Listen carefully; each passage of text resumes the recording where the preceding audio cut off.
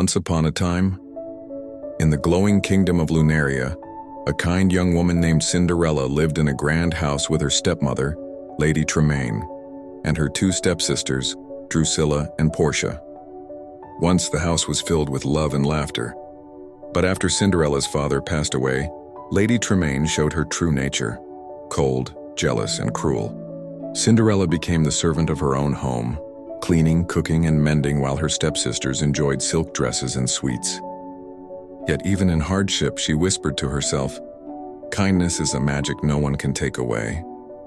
The royal invitation. One morning, trumpets echoed across the city.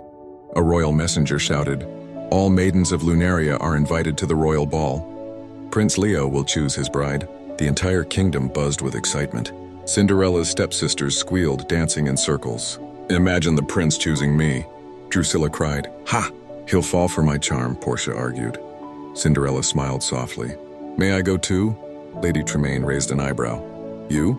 You'll go if you finish every chore and find something decent to wear." The meaning was clear, and she would never allow it. Dreams torn apart, Cinderella worked until sunset. The mice and birds helped her sew a gown from her mother's old dress, adding tiny pearls and ribbons.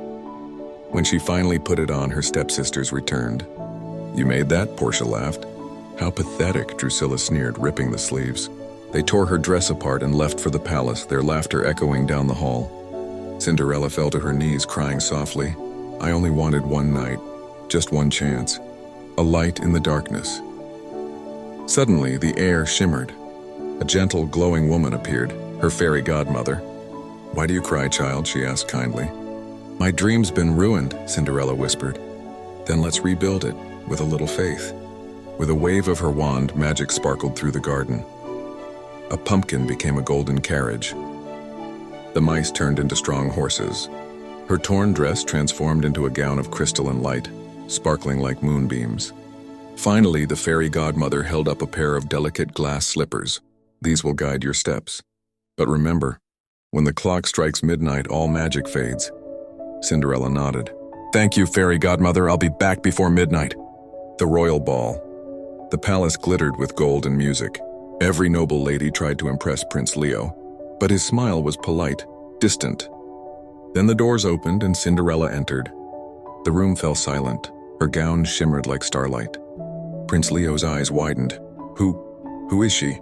He approached her and bowed. "May I have this dance?" As they waltzed beneath the chandeliers, the world disappeared. "You're not like the others," Leo said softly. "And you," Cinderella smiled, "are kinder than a prince should be." They laughed and danced, hearts light as feathers. But then, dong, the clock began to strike 12. "Oh no," Cinderella gasped. "I must go. Wait," Leo called, reaching for her hand. She fled down the grand staircase. One glass slipper slipped from her foot, but she didn't stop running. By the time the final chime rang, her carriage turned back into a pumpkin, her gown into rags. She held one slipper close, whispering, "Thank you for the dream." The search for the mystery girl. The next morning, Prince Leo sent his guards across Lunaria. "Find the girl who wore this glass slipper," he declared. "She is the one I will marry." Every maiden tried to force her foot inside, but none fit. When the guards reached Lady Tremaine's house, Drusilla and Portia argued again. "It fits me. You're squashing your toes." Cinderella stood quietly nearby. "May I try?" she asked. Lady Tremaine scoffed. "She's only a servant."